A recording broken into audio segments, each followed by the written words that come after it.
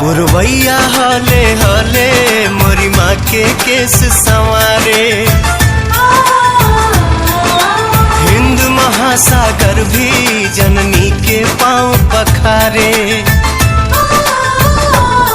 पुरवैया हले हले मोरी माँ के केस संवारे, हिंद महासागर भी जननी के पाँव पखारे।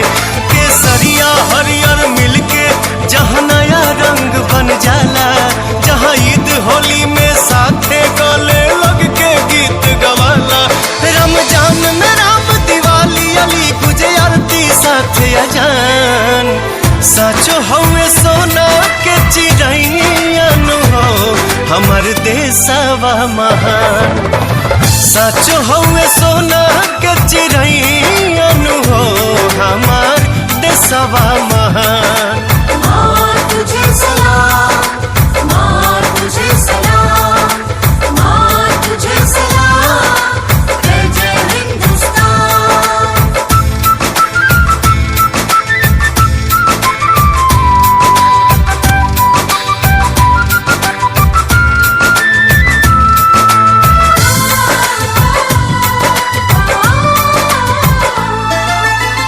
जेकर हिमालय करेले रखवारी, गुरु मन झुकेले दुनिया ई सारी।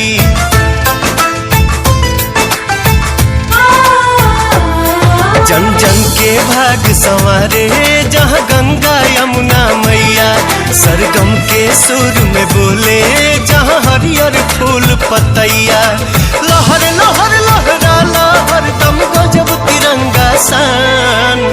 साचो हवे सोना के चिड़ैयन हो हमर देशवा महान। साचो हवे सोना के चिड़ैयन हो हमर देशवा महान।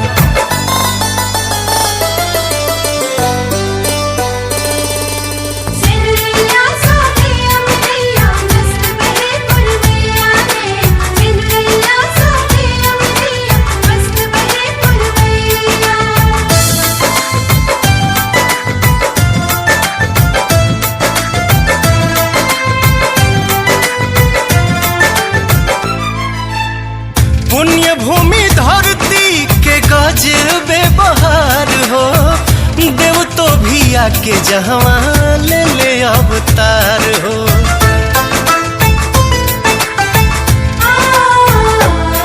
जननिया जन्मभूमि भी जहाँ स्वर्ग से बढ़ के होले, सीमा पर सीना ताने वीर वंदे मातरम बोले।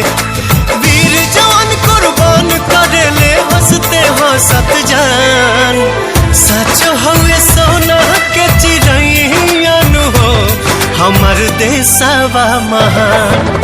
सच हवे सोना के चिड़ैयन